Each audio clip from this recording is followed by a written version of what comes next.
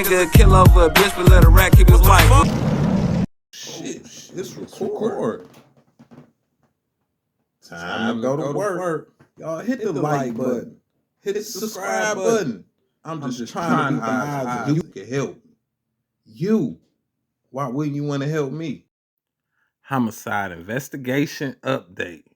21-year-old Jaden Danridge, the suspect in the downtown homicide case, have been found deceased in Houston, Texas. The warrant is no longer active.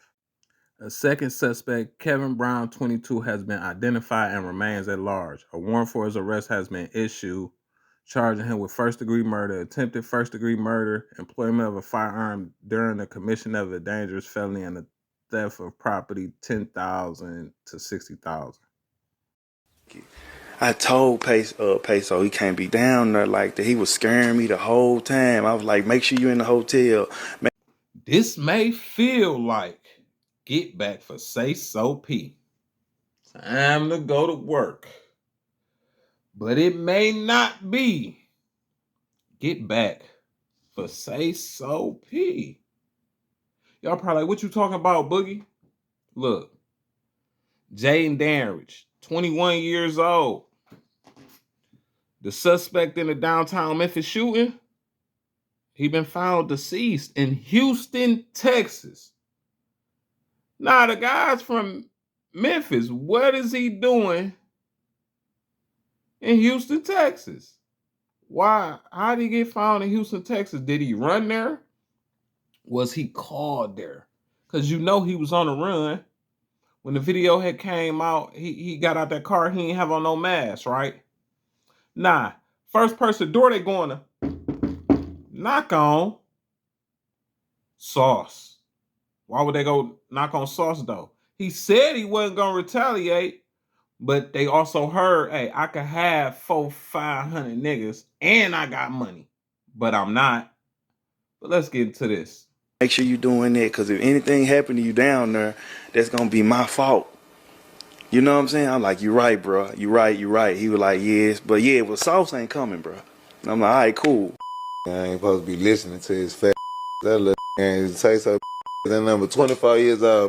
You better could protect us around this whole bitch. Should have kept what we doing. That's why I take responsibility. That's why I feel because I'm trying to let my little bro be the leader in his city because that's his city. I'm trying to let him be a man and be a boss. I don't want to make him feel less of a king, less of a gangster, like or make you feel like I don't trust your security or your. I know how I've been moving in city to city, state to state. I know how I train my people around me to move. And we also have what's called hospitality. We also have what's called respect, courtesy. We know how to fucking have conversations amongst men that's all violent. But everybody know how to be players and create community and union and shit like that. You know what I'm saying? They know how to be in a room full of wolves and not be a sheep. You know what I'm saying? So at the end of the day, we don't feel uncomfortable in these violent. Everybody's not fit for your position. You know what I'm saying? You know, I feel like you understand the power that you hold where you can have right now a lot of chaos going on. But I like how you're turning into something else. Yeah, I can. If I wanted to, I could have motherfucking 400-500 different men, good men down here from different cities and states, including mine, around here ready to do whatever by snapping my finger in retaliation to what happened to me and my little brother. But as much as it hurt my soul and it really break me down, I'm damn near getting emotional right now thinking I can't retaliate because that's not righteous. Because my brother had his own dealings as a man that a nigga gotta respect, and it had the opportunity to make me 100% accountable for the same thing that they felt, whatever the situation is. Because I still don't know what the situation is with my brother, but whatever it was, they could have held me the same level of accountable that they did him and took my life for no reason the same way, whatever that his was taken for. So at the end of the day, I gotta be a man and be an honorable gangster and respect the fact that I put myself in a place where I wasn't supposed to be standing and sitting there, but as a gangster and as a brother, I'ma stand next to my brother no matter whatever this nigga got going on, or whatever his personal beefs or problems is. If we shook hands and became in the same alliance before that, then I gotta adapt and adopt your problems to a certain extent too. So I put my name on your face, you represent my company, I represent you. I gotta inherit some of your problems. You know what I'm saying? So at the end of the day, I'm in an entire different city and state where I have no information or dealings or ties to understand what is the real issue that's going on. And before I send my people into the woods blind, just out of anger and you know what I'm saying, just honor and just want to make a retaliation move just to prove a point.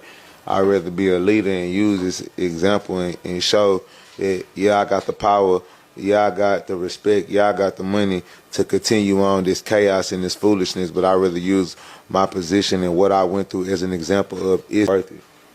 Like, was taking my brother's life really worth it? Is me trying to retaliate or prove a point for some niggas or for some Instagram comments and some posts, or did you slide for him, this and that? Like a nigga been, since a nigga was a teenager, bro, adolescent, you know what I'm saying? Handling this business for the business, standing on the business, laying on the business, leaning on. Nah, hearing what he said, do y'all think he's standing on what he said and he just letting it go? Dude was found in Houston, Texas. Now, me personally, I don't think Sauce had nothing to do with that. I think he paying attention and reading the world. Not the room, but the world. As in, the feds is on the way. The feds is watching. The feds on the computer. Everything. So if anybody was to do it in the name of Sauce, hopefully they did it because they got love for Sauce, and Sauce ain't had to say nothing to them niggas to do it or even had to pay him. It's off the love, nigga. Nobody mess with Sauce. That's one of the ways I could think of it. The other way my computer thinking is Sauce had nothing to do with it, not even a person around Sauce. Buddy been looking at that video of himself getting out that car, mad at the world, mad at himself. 21 years old, probably, I don't know what his rap sheet look like. Maybe he not used to jail. So the whole time on the run, he like, I'm finna do myself in. Or let's get to the nitty gritty of it. You know, niggas love tying a knot in them loose ends. Hey man, we got somewhere for you to hide, bro. Come on in Houston. Woo, woo, woo. And they lay him down, his own guys. Cause you not about to tell on us. They got your face, nigga. Type of ordeal. But guess what?